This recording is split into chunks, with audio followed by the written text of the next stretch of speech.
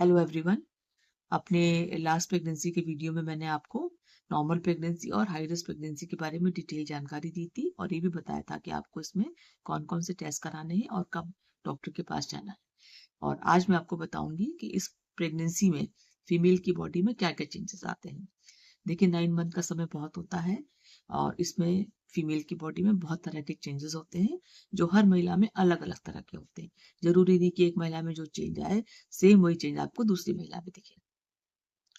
तो फीमेल में जो चेंजेस होते हैं उनमें से हार्मोनल, फिजिकल और मेंटल कई तरह के चेंज आते हैं।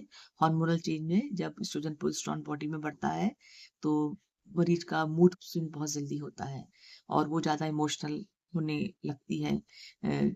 उसमें थकान बहुत ज्यादा लगती है, नींद बहुत ज्यादा आती है और ये नौजिया वोमिटिंग की प्रॉब्लम भी अक्सर मरीज को रहती है। और फिर जैसे जैसे टाइम बढ़ता है दूसरा तीसरा महीना में तो ब्रेस्ट साइज में चेंज होता है, साइज बढ़ने लगता है और उसमें जो निपल का कलर होता है उसका डार्क हो जाता है। और साइज बढ़ने से पेशेंट क्योंकि ब्रेस्ट लैक्टेशन के लिए तैयार होती है इसलिए साइज बढ़ता ही बढ़ता है थोड़ा। और चौथे पांचवें महीने से जैसे जैसे बच्चा बढ़ेगा मरीज का पेट का साइज भी बढ़ने लगता है और यही वो टाइम है 5 महीने का जब मरीज बच्चे का मूवमेंट फील करती है। और ये बच्चे का मूवमेंट बहुत जरूरी होता है, ये खाली पेशेंट ही फील करके बता सकती है उसका बच्चा घूम रहा है कि नहीं घूम रहा है। फिर जैसे जैसे बच्चा बढ़ता है तो वो पेशेंट अच्छे से मूवमेंट फील करने लगती है। तो उसकी जो बॉडी का कलर है यानी कि जो स्किन का कलर है वो भी चेंज होने लगता है। उसमें किसी किसी को तो डार्क पिगमेंटेशंस आने लगते हैं और पेट पे भी ब्लैक कलर के या थोड़ा निशान आने लगते हैं जिसको हम लोग स्ट्रेच मार्क कहते हैं। और किसी किसी पेशेंट का हेयर लॉस भी होता है। और जैसे बच्चा और साइज बढ़ेगा छठे सातवें महीने के टाइम से तो अगर पेशाब की थैली पे जोर पड़ता है तो यूरिन बार बार आती है। और अगर ऊपर की तरफ जोर पड़ता है तो मरीज को पेट उसका फूला सा रहता है और कभी कभी गैस की दिक्कत ज्यादा होने लगती है।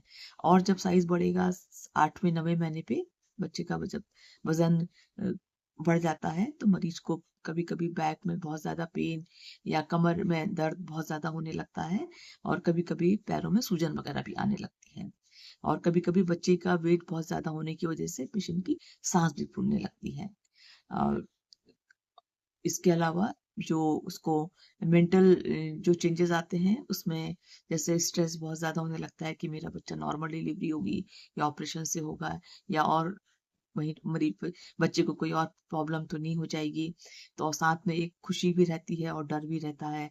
तो पेशेंट को इस कंडीशन में उसको मेंटल सपोर्ट की बहुत जरूरत होती है तो साथ में उसके घर वालों का सपोर्ट बहुत जरूरी होता है। और किस किस कंडीशन में आपको डॉक्टर को दिखाना चाहिए या कौन कौन से जो उसके चेंजेस होते हैं वो खतरे वाले होते हैं। तो उसमें सबसे नंबर 1 तो है ब्लीडिंग। अगर मरीज को किसी भी टाइम पे पूरे 9 मंथ की प्रेगनेंसी के दौरान कभी भी उसको ब्लीडिंग हो तो तुरंत आके डॉक्टर को दिखाना चाहिए। अर्ली प्रेगनेंसी में ब्लीडिंग हो सकता है बच्चा मिस हो जाए उसकी वजह से होती है। बीच वाले टाइम पे या 5 या 6 महीने के आसपास में प्लेसेंटा का अगर नीचे रह जाता है तो भी ब्लीडिंग के चांसेस होते हैं क्योंकि 6 महीने के बाद हम लोग मानते हैं कि प्लेसेंटा ऊपर चला जाता है और ये नॉर्मल कंडीशन होती है। और कभी कभी अगर प्लेसेंटा ऊपर नहीं जाता है नीचे ही रहता है तो ये एक इमरजेंसी कंडीशन होती है, इसमें मरीज को कभी भी ब्लीडिंग हो सकती है। और अगर 9 मंथ के टाइम के दौरान अगर प्लेसेंटा नीचे ही रह गया तो ये कंडीशन कभी कभी खतरनाक हो जाती है, इसमें अचानक से कभी कभी बहुत ब्लीडिंग होती है।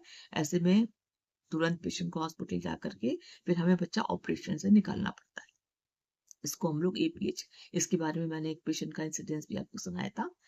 और इसमें ब्लीडिंग के साथ साथ में कभी कभी मरीज को वाटर डिस्चार्ज होने लगता है यानी कि पानी चलने लगता है। मरीज कहती है मुझे यूरिन आ रहा है बट वो यूरिन नहीं होता है, उसका कोई सा वाटर बैग रप्चर होने लगता है उसकी वजह से वो पानी सा डिस्चार्ज फील करती है, इसको हम लोग लीकिंग कहते हैं। तो लीकिंग का मतलब है कि बच्चा जिस बैग में रहता है वो कहीं ना कहीं से लीक हो रहा है। तो अगर पानी का लीकेज होगा तो बच्चे का भी उसमें ग्रोथ हैम्पर होती है और ये एक अच्छा इंडिकेशन नहीं है। तो ऐसी कंडीशन में जब भी आपको लगे 5-6 महीने के बाद में कभी इस तरह का डिस्चार्ज हो तुरंत हॉस्पिटल दिखाना चाहिए।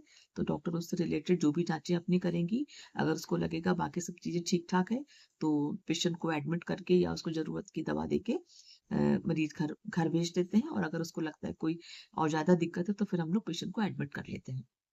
और मान लीजिए कभी जैसे बच्चे का मूवमेंट नहीं करे, ये भी एक इमरजेंसी कंडीशन है, तुरंत जाके दिखाना चाहिए डॉक्टर को।